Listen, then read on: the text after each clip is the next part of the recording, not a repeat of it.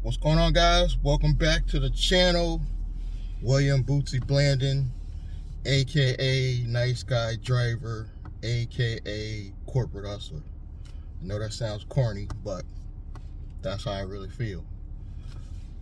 Let's talk about it. Why I started back driving for Uber and Lyft in the first place. I was full-time 2018, 2019. During the pandemic, I was struggling before I got the EIDL grant money and loan. I was really struggling, guys. I was living in that room in some lady's house, or apartment rather, on the second floor. Ironically, I'm renting a place on the second floor to somebody else, but I was struggling. I had to move into a room. Previously, my grandmother died, and after her death, it seems like the family just became distant, and like nobody wanted to work together. And I was living with a lot of people. I was living with my mom, who's still alive, my brother, and they didn't want to contribute. They got to the point where they didn't want to contribute any money and just wanted to rely on my money and my grandmother's life insurance, which was obviously no longer in the pot now that she's gone.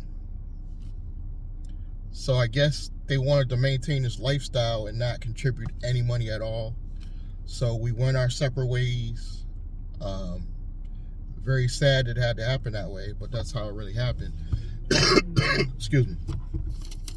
And I don't blame my mom or me and my brother. To make it matters worse, we had a failed business.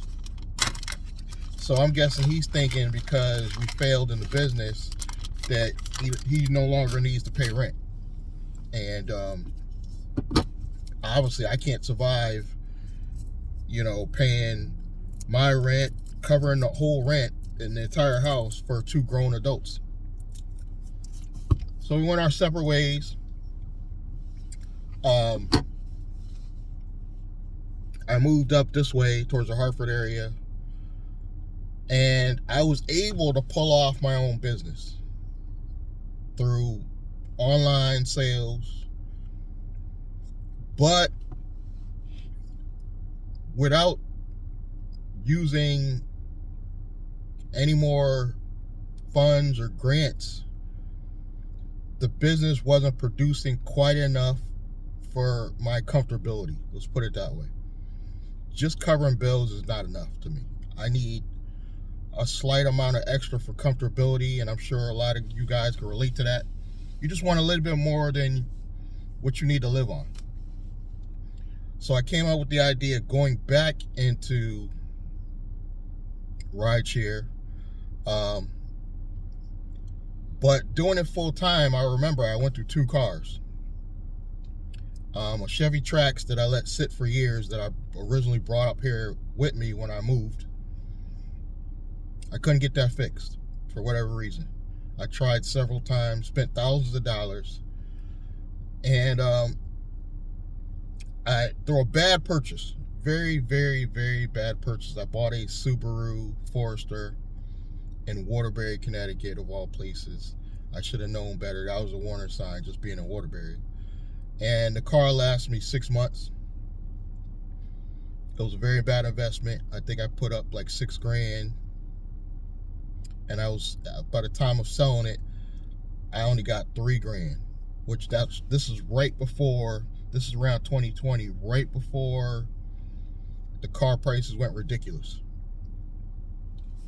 If I would have waited, literally, I would have got probably my $6,000. I wouldn't have lost anything because it probably would have went for that. But I sold to a dealer. I got at least the 3 G's back, so half of what I spent. And through the grace of God, my neighbor's a mechanic, the same neighbor that's also an Uber driver.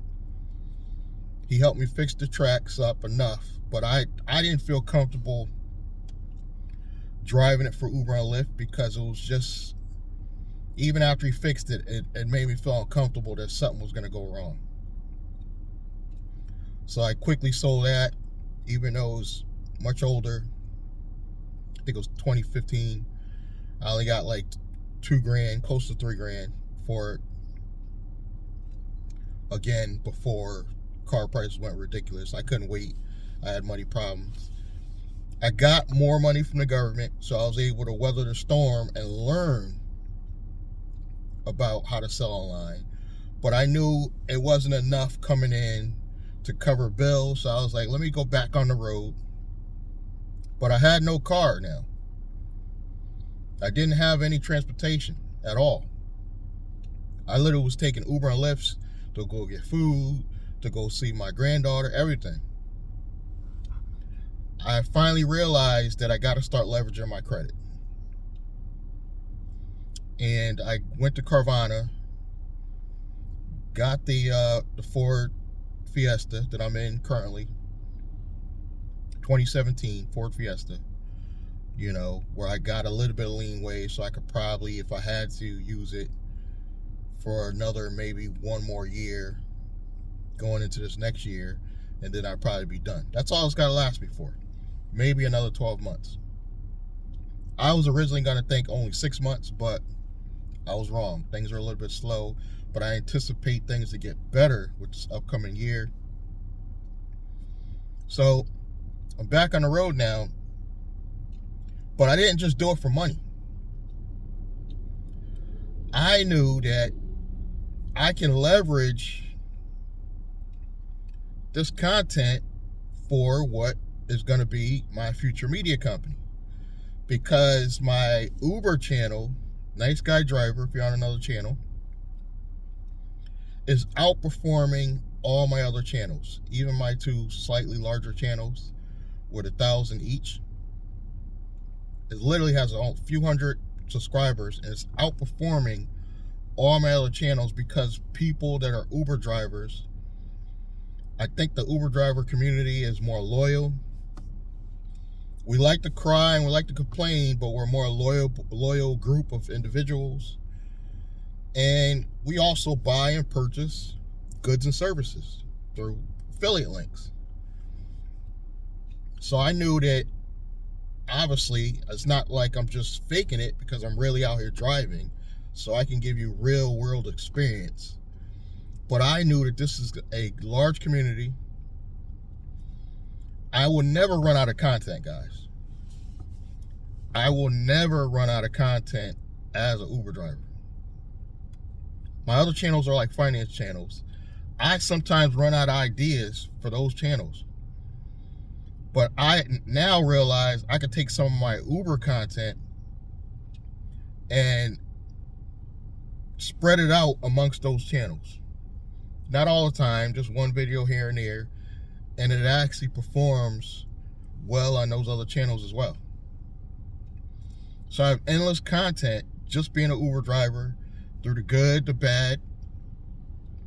I would say the good is flexibility. I also came out here for flexibility. You got to remember too that when I got back on the platform in recently, you know, I got back on the platform 2022. I knew there was going to be some changes, but I got on right before the upfront fares and stuff, and Trip Radar. I got on before that. Even though I didn't know where I was going, I was like, you know, the worst thing is going to happen to me, I'm going to turn down somebody going to New York. But I absolutely hate it, not knowing where I'm going. Pulling up to somebody's house, not knowing if they're going to go somewhere until I hit start the ride, really pissed me off. So when they started coming up with the upfront fares, I got a little bit excited. But in the back of my mind, I knew it was going to be another scam. I really did. And now that the way they bundle everything into one price, it's not clear on where these fees are coming from, but it is clear that they're getting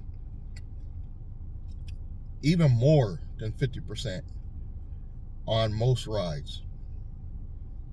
And it's not even on Lyft. They're just straight robbing people, because Lyft you can have a ride as low as $3 and some change, and it'll be a 10-minute ride. Now that's just robbery. The minimum ride should be $5. If I was to do a ride share, the minimum ride would be $10 for the driver. So I would put any type of fee or whatever on top of that, because even a 10-minute to 5-minute to 10-minute ride still would be a minimum $10 to the driver. That to me is worth our time. Why I can't go get a regular job? I said this in other videos, but I'm gonna say it again. I've been out of retail now, which was my last job that I would have a reference from. I've not worked at my job now since 2017. And I'm getting older. I'm a middle-aged man, guys. It's going back to retail right now. They would look at me like I'm nuts. I think the last place I tried to apply for was a T-Mobile or a Sprint that was turning over to T-Mobile. And when I walked in, they were excited. Oh, we got somebody to apply to work here, because I appear young. I appeared possibly 30s, maybe 40s.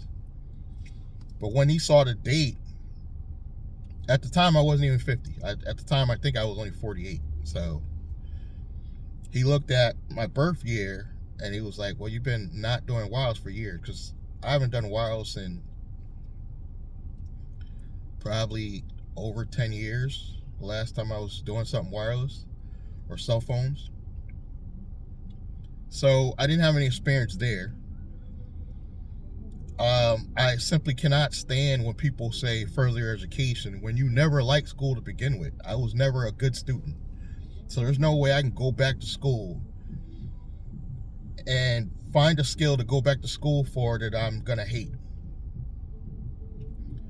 So the only option I have is becoming an entrepreneur.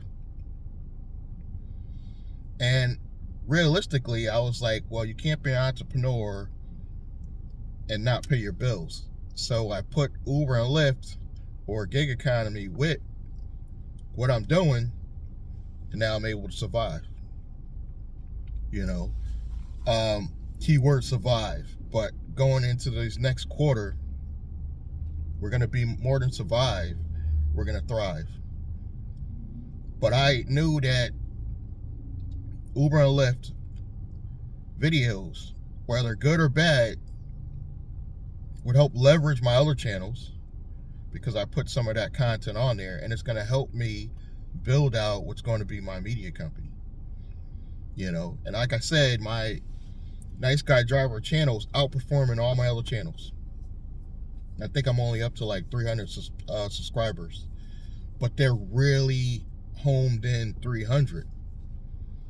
Where the 1,000 I got on Chennai Business, 1,000, maybe 20 to 30 people engage with that channel.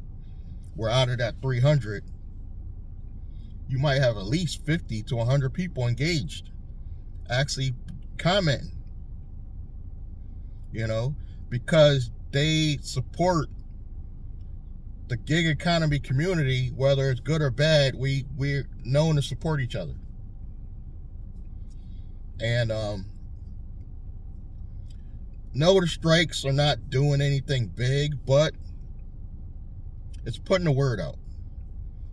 More passengers are now seeing what Uber and Lyft are doing. Lyft is damn near going out of business, guys.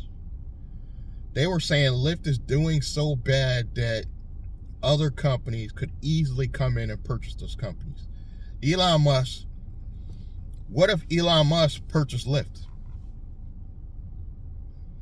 You might be thinking, great idea. Not if he's doing the job he's doing with Twitter.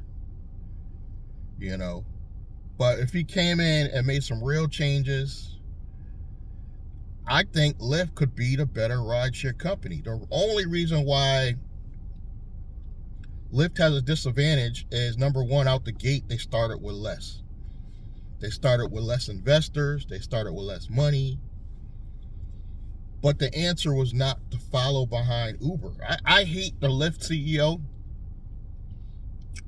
more than I hate Uber, whatever his name is. Because Lyft had the opportunity to come in and be a better company. And instead of doing that, they go ahead and do the same exact shit that Uber does. Not even slightly less in some cases. Sometimes it's worse. I think right now, Lyft has a higher paying referral program. I'll give them that. And they have some features that you might like over Uber's, but all Lyft has to do to steal half of Uber's drivers is to become a better company to the drivers. Meaning go back to not even 70-30, guys. If Lyft just goes 60-40 consistently on every ride and take away that stupid shit where they got under $5 per ride, Lyft could be the better rideshare company over Uber. I truly believe that. But are they going to do it? No. They're going to continue to follow Uber until they go out of business. Now, the only reason why I think the government regulators will not let Uber purchase Lyft outright, because a lot of you be like, oh, secretly they own a percentage of Lyft. Maybe through stocks or some other means. But I don't believe they outright own Lyft. That'd be stupid. But I don't think the regulators would allow them to buy Lyft, because then it becomes a monopoly. Then we got Uber in full control, and we already know how that bad will be, or how bad that will be.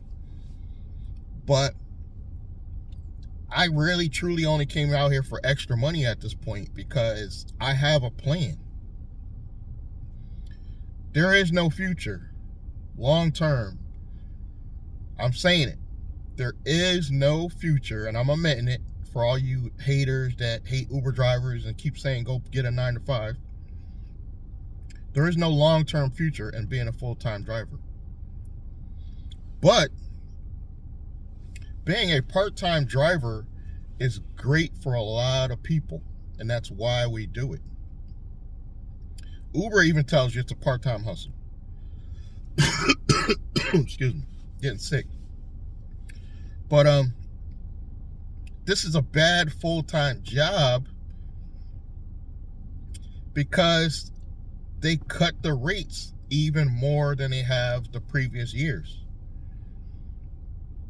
Now, you can finagle out here. You can get out here and finagle like me 4 or 5 hours, 100, 120, maybe even $150 a day, which is life-changing, believe it or not, for a lot of families. If you're a single mom, that's life-changing extra money. If you're a father struggling to pay your bills, that's life-changing extra money. Even with them scamming us, you could pull off $100 a day. But just imagine if they didn't. Just imagine in your mind, real quick. Just sit with me and imagine, what if they didn't scam people and we were able to make 4 or 5 hours $200 or $300? Some of you will say in some markets, oh, I make that already. So what? The whole country does not make that. I'm telling you. I hate when people from California, I'm sorry to say, a lot of drivers from California say they don't understand what we're bitching about, because you're in large markets. New York and Cali, New Jersey, you are in large markets.